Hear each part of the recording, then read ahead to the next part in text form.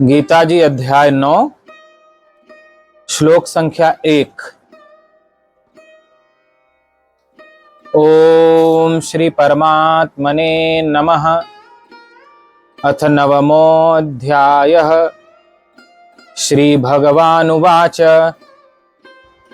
इदं तु ते गुह्यतमं प्रवक्ष्याम्यनसूयवे ज्ञानं विज्ञानसहितं यज्ञात्वा मोक्ष्यसे शुभात्। भगवान बोले, तुझ दोष दृष्टि रहित भक्त के लिए इस परम गोपनीय विज्ञान सहित ज्ञान को पुनः भली भांति कहूंगा, जिसको जानकर तू दुख रूप संसार से मुक्त हो जाएगा। चौथे अध्याय में भगवान कृष्ण ने अर्जुन से कहा, इमं विवस्वते योगम प्रोक्तवाना हम अव्ययम विवस्वान मनवे प्राहा मनुरिक्ष्वाकवे ब्रवीत। हे अर्जुन, यह जो ब्रह्म विद्या मैं तुमसे कह रहा हूं, यह जो ज्ञान का उपदेश मैं तुम्हें कर रहा हूं, यह उपदेश मैंने सर्वप्रथम सूर्य को दिया था। सृष्टि की रचना के समय जब सूर्य प्रकट हुए तो उन्हें समझ नहीं आ रहा था मैं कौन हूं, कहां से आया हूं, तो मैंने उन्हें यही ब्रह्म विद्या दी थी जो मैंने सृष्टि के आदि में सूर्य को दिया था। सूर्य ने अपने संकल्पवत पुत्र मनु को दिया, मनु ने इक्ष्वाकु को दिया, और इस प्रकार सूर्यवंशियों ने परंपरा से यह ब्रह्म विद्या, यह अध्यात्म ज्ञान प्राप्त किया था। वही ब्रह्म विद्या मैं तुम्हें देने जा रहा हूं। जब ऐसा भगवान कृष्ण ने कहा तो अर्जुन को बड़ा आश्चर्य हुआ। अर्जुन के मन में यह प्रश्न खड़ा हुआ, हे प्रभु, आपने मुझ में ऐसी क्या विशेषता देखी कि मुझे ऐसा दुर्लभ ज्ञान दे रहे हैं? जो ज्ञान आपने सूर्य को दिया था वो आप मुझे दे रहे हैं, मुझ में ऐसा क्या विशेष है? अर्जुन को विश्वास नहीं होता। कई बार ऐसा होता है कि हम अपने सामर्थ्य को नहीं जान पाते, हम अपनी योग्यता को नहीं पहचान पाते, हम लोगों के कहने से इतने हीन और इतने दुर्बल बन जाते हैं कि हमारी सारी शक्ति कहीं खो सी जाती है। लेकिन सभी के भीतर अपार शक्ति छिपी हुई है, सभी के भीतर अपार क्षमता छिपी हुई है। हर मां के भीतर मीरा छिपी हुई है, शबरी छिपी हुई है। हर पुरुष के भीतर राजा जनक छिपे हुए हैं, परीक्षित छिपे हुए हैं, अर्जुन छिपे हुए हैं। अर्जुन भी कभी वैसे ही थे किसी जन्म में जैसे कि आप और हम। मीरा भी कभी वैसे ही थी जैसे आप। कोई एकदम से सिद्धावस्था तक नहीं पहुंच जाता। सब पहले निर्बल होते हैं, निर्बल से ही सबल बनते हैं। सब पहले खींच खींच कर घुटनों के बल से ही चलते हैं, घसीटते हुए ही चलते हैं। कोई ऐसा नहीं हुआ जो एकदम से दौड़ने लग जाए। सब घुटनों के बल चलते चलते ही दौड़ना सीखते हैं, घुटनों के बल चलने से दौड़ने तक पहुंच पाते हैं। ऐसे ही आपकी तरह हमारी तरह सब कभी वैसे ही थे, चाहे वो परीक्षित हो, चाहे नानक हो, चाहे रैदास हो, चाहे ध्रुव हो, प्रहलाद हो, मीरा हो। सब हमारे आपके जैसे ही थे किसी जन्म में। वो भी, उनका मन भी ऐसे ही भागता था, उनका चित्त भी ऐसे ही अशांत हो जाता था। उनको भी काम, क्रोध, लोभ, मोह, राग, द्वेष ऐसे ही अपनी ओर खींच लेते थे।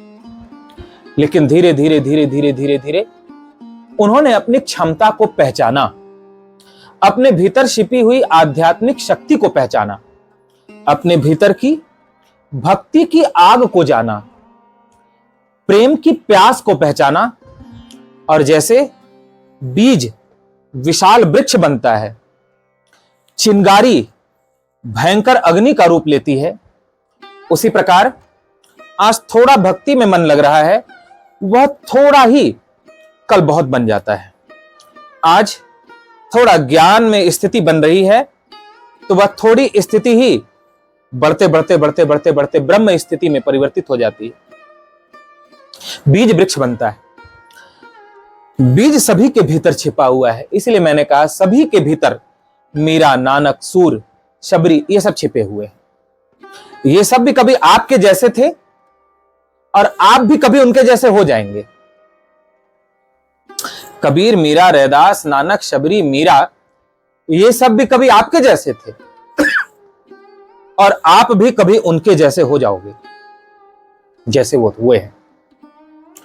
अपने भीतर की क्षमता को जानने और पहचानने की आवश्यकता है।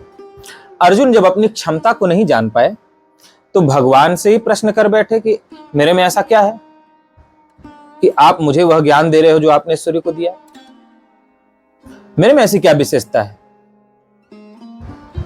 फिर भगवान 8वें अध्याय में जब अर्जुन को ब्रह्म विद्या देते हैं, गूढ़ विद्या देते हैं, तब अर्जुन के मन में यह मौन प्रश्न खड़ा होता है, मेरे में ऐसा क्या है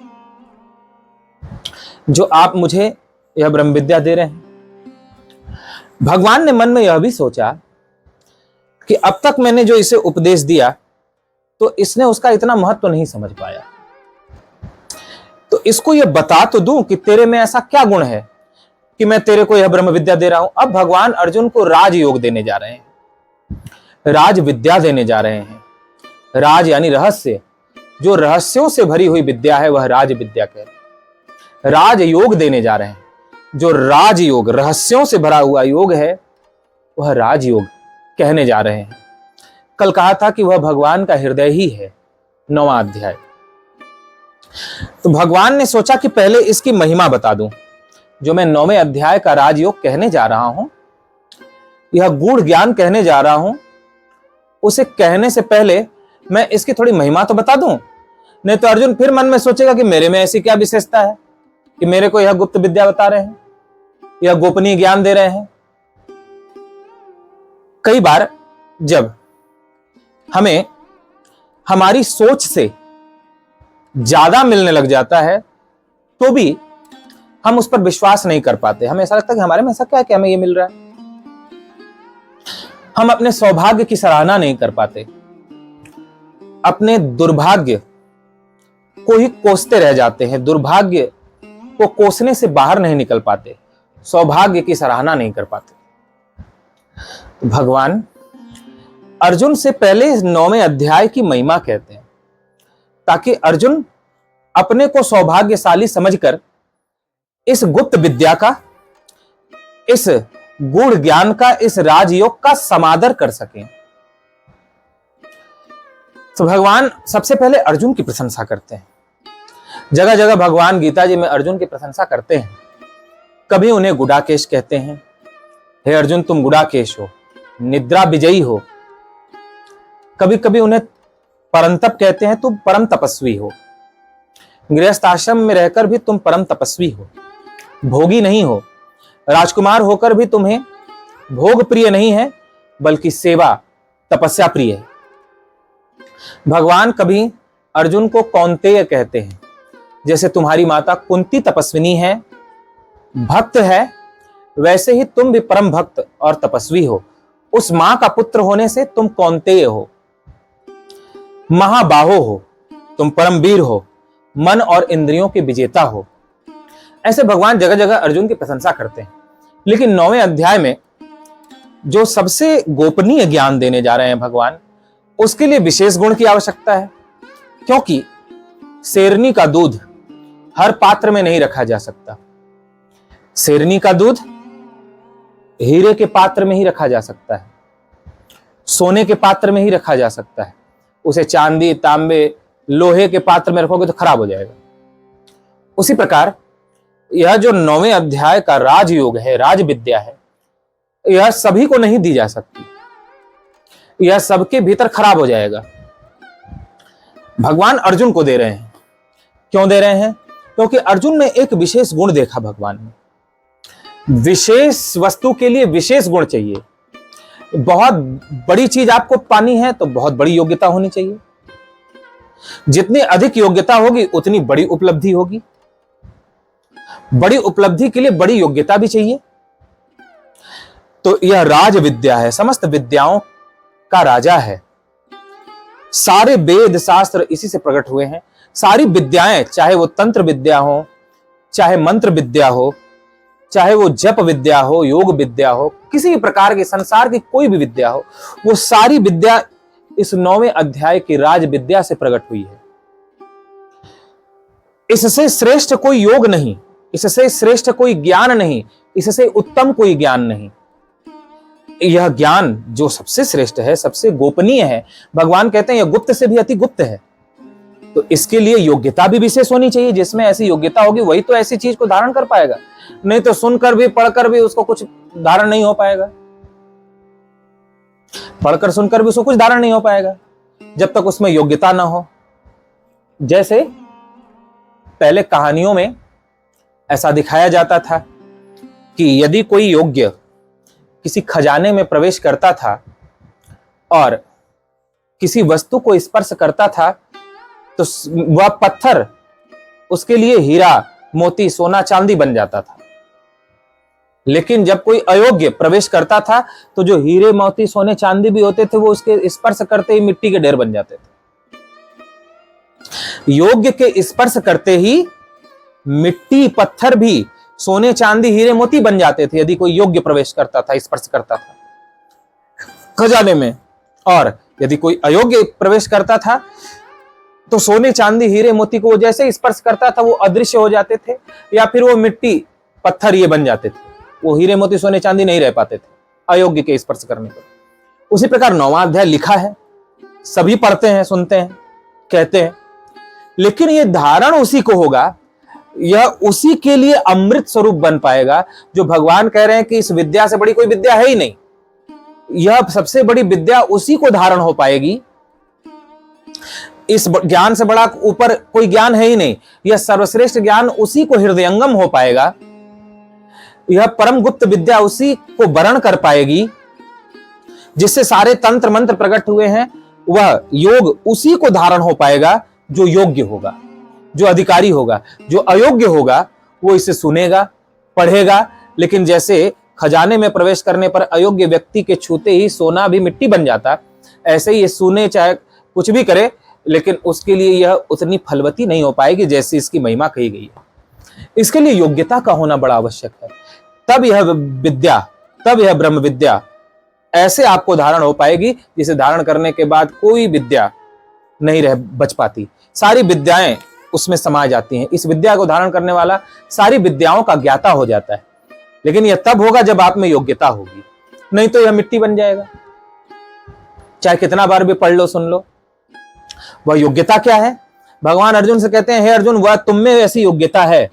यहां युधिष्ठिर भी हैं जो धर्म के अवतार कहे जाते हैं, यहां भीम भी हैं, नकुल सहदेव भी हैं, यहां भीष्म पितामह भी हैं जो गंगा पुत्र कहे जाते हैं, जिन्होंने अखंड ब्रह्मचर्य व्रत को धारण कर रखा है, जिन्होंने हस्तिनापुर के सिंहासन पर बैठने का अधिकार रखते हुए भी हस्तिनापुर के सिंहासन का त्याग कर दिया है।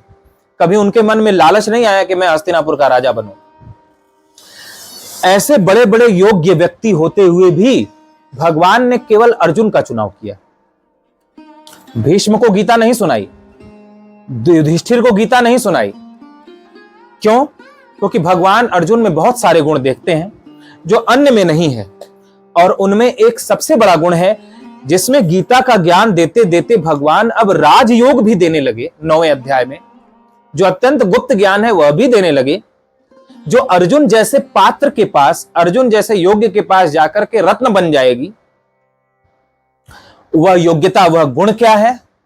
भगवान इस पहले श्लोक में कहते हैं कि तू इसका अधिकारी है, इसलिए मैं तेरे से कह रहा हूं। बाकी सुनेंगे, पढ़ेंगे, लेकिन धारण नहीं होगा, क्योंकि उनमें यह योग्यता नहीं है। कौन सी योग्यता? श्री भगवान बोले, तुझ दोष दृष्टि रहित भक्त के लिए, हे अर्जुन, तुम्हारे में दोष दृष्टि नहीं है। तुम किसी में दोष नहीं देखते, तुम किसी में बुराई नहीं देखते। तुम इतने निर्दोष दृष्टि वाले हो, इतने निर्दोष दृष्टि वाले हो, इतने निर्दोष दृष्टि वाले हो कि दुर्योधन आदि ने, कर्ण आदि ने तुम्हारी साध्वी धर्मपत्नी द्रौपदी का भरी सभा में चीरहरण किया। कहां तो तुम्हें ऐसा मन में आना चाहिए कि मैं इस दुर्योधन, कर्ण, विकर्ण, इन सभी को मार करके इन्हें जीवित नहीं छोड़ूंगा, मैं इनसे बदला लूंगा मैं और राजा बनूंगा, लेकिन तुमने इन्हें क्षमा कर दिया और तुम कह रहे हो कि मैं युद्ध नहीं करूंगा। द्रौपदी का चीर हरण करने वालों को तुमने क्षमा कर दिया, तुम्हें उनमें दोष नहीं दिखाई पड़ा। तुमने कहा कि हे केशव, ये राज्य इनको ले लेने दो, ये राज्य के लिए लड़ने आए हैं मुझसे, इन्हें राज्य दे दो। राज्य ऐसे भी नश्वर होता है, सदा तो कोई राजा रहा नहीं है, न मैं रहूंगा न ये रहेंगे, ये राज्य नश्वर है। यदि ये नश्वर चीज ही चाहते हैं तो इन्हें ले लेने दो राज्य। हस्तिनापुर का राजा दुर्योधन को बन जाने दो, हम तो वन में जा रहे हैं सन्यास लेकर, भजन करेंगे, हम ये युद्ध नहीं करेंगे। तुमने दुर्योधन को क्षमा कर दिया। इतना बड़ा अत्याचार करने वालों को, इतना बड़ा अपराध करने वालों को, द्रौपदी का चीर करने वालों के प्रति तुम्हारे मन में दोष दृष्टि नहीं आई। इतने बड़े तुम क्षमावान हो, इतने निर्दोष दृष्टि वाले तुम हो, इसलिए तुम्हें मैं यह ब्रह्म विद्या दूंगा, क्योंकि यह ब्रह्म विद्या उसी को धारण हो पाती है जो दोष दृष्टि से रहित है, जिसके हृदय में बदले का भाव नहीं है, जिसके हृदय में पृथ्वी के जैसी क्षमा भावना है, जो बड़े से बड़े अपराधी को भी पृथ्वी के जैसा क्षमा कर देता है। हे अर्जुन, यह बात अलग है, तुम्हारे में दोष दृष्टि नहीं है, अब मैं तुम्हें ब्रह्म दृष्टि देकर युद्ध कराऊंगा। युद्ध करना धर्म है, इसलिए युद्ध तो करना ही है, लेकिन दोष दृष्टि से रहित होकर तुम अब युद्ध कर रहे हो। तुम्हारे मन में ऐसा भाव नहीं है कि ये अपराधी है इसलिए मैं इनको मारूं। तुम अब इस दृष्टि से युद्ध कर रहे हो कि अब युद्ध करना मेरा कर्तव्य है, इसलिए युद्ध करूं, भगवान को प्रसन्न करने के लिए युद्ध करूं। अब तुम इस दृष्टि से युद्ध कर रहे हो, इन्होंने मेरी पत्नी के साथ ऐसा किया, इन्होंने मेरे साथ ऐसा किया, इन्होंने मेरे भाइयों के साथ ऐसा किया, इसलिए युद्ध नहीं कर रहे हो। तुम इसलिए युद्ध कर रहे हो कि मेरा कर्तव्य है, इसलिए मैं युद्ध करूंगा। तुम्हारे मन में राज्य पाने की इच्छा नहीं है, तुम्हारे मन में दुर्योधन के प्रति कोई द्वेष भाव नहीं है, तुम्हारे मन में इन सब के प्रति क्षमा भाव है, तुमने इन सबको क्षमा कर दिया है, इनके अपराधों को। लेकिन अब तुम सिर्फ इसलिए युद्ध कर रहे हो या करोगे मेरे कहने से, क्योंकि तुम मेरी प्रसन्नता चाहते हो। तुम्हारे अंतःकरण को मैं देख रहा हूं, तुम्हारे भीतर केवल सुनने की जिज्ञासा है, तुम सुनना चाहते हो और सुनना चाहते हो, अन्यथा तुम्हारा अंतःकरण युद्ध के लिए तैयार हो गया है।